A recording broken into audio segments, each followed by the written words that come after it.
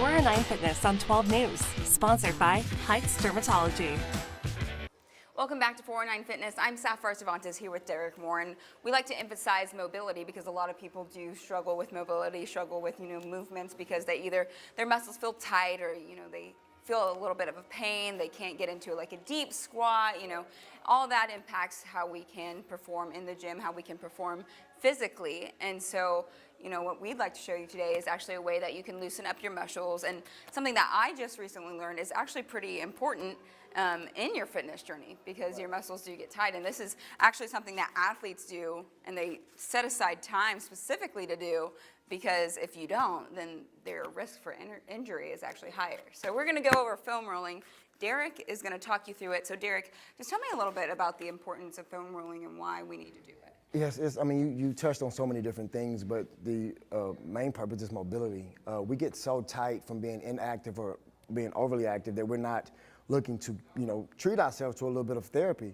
Most people think that you have to go to a massage therapist to kind of loosen up and things like that, but a lot of people don't have time for that. All you have to do is buy a simple foam roller, and you can actually go and work out those muscles that's been beat up all week, and more like a lymphatic aspect of a massage, just kind of like getting the toxins out their body. You have something bothering you on the back end of a leg or hamstring, you can kind of get on that particular knot, rolling it, using your body weight to kind of calibrate how much pressure you're using.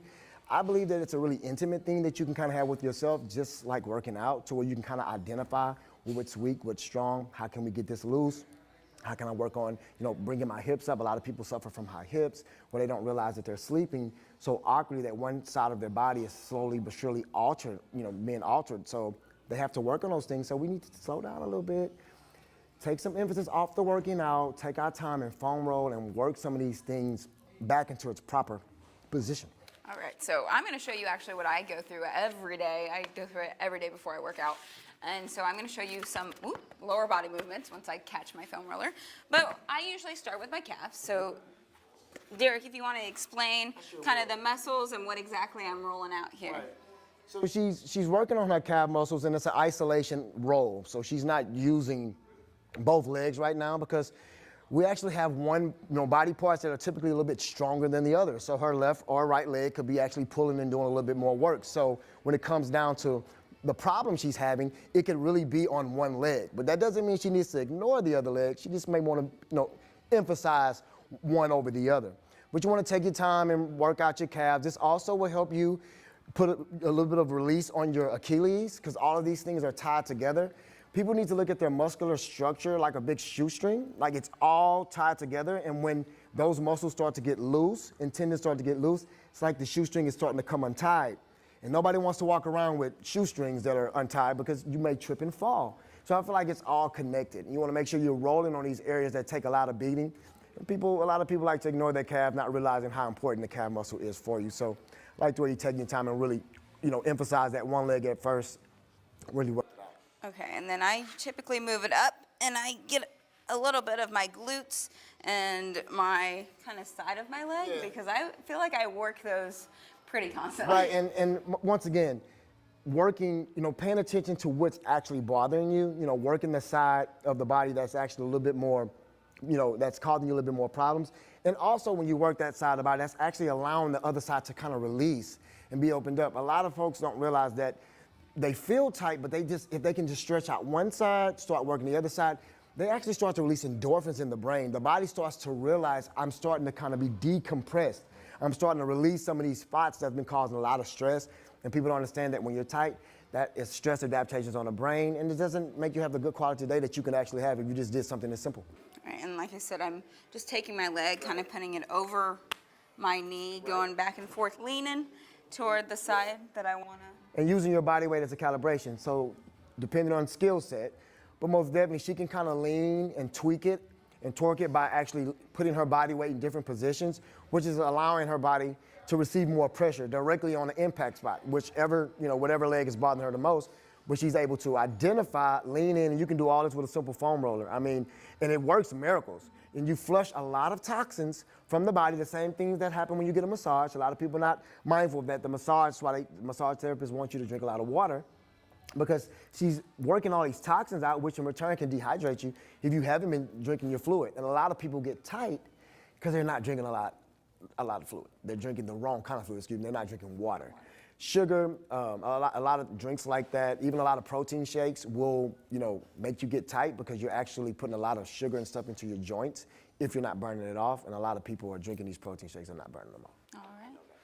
Well, I'm actually going to move over to my quads now and work on a different part of my leg. So basically, I'm putting it right above my knee, leaning forward, and just kind of going back and forth. And it's so easy because she can just roll forward and back on her arm. You want to make sure you have a nice, spacious area where you can really do this so you can identify.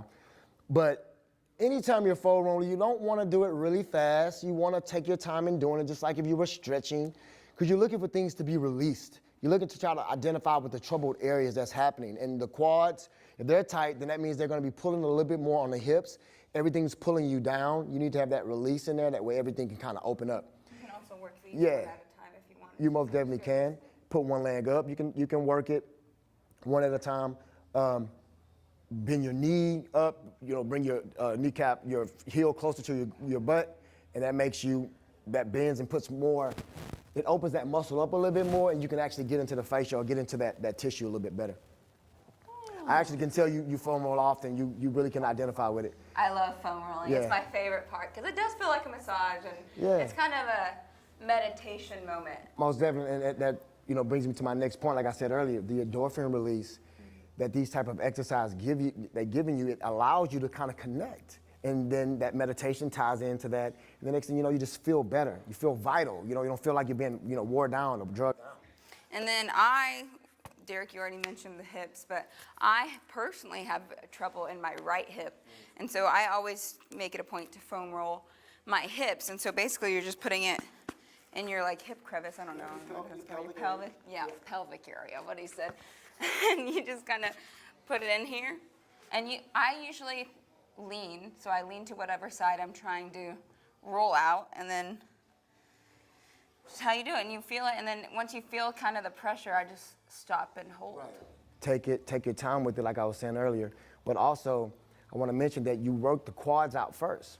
So what that does, that allows you to kind of get into the hip area with a little bit more assertiveness, because your body's kind of a little bit more receptive to what's going on, and then you can take your time and get in there. So I don't like people to skip body parts, but I know sometimes you may have a lower body that's a lot more beat up than your upper body, but everything ties together. So when you're releasing one point, that's actually providing you access to release on another point. And I just think it's beautiful how it's all tied together.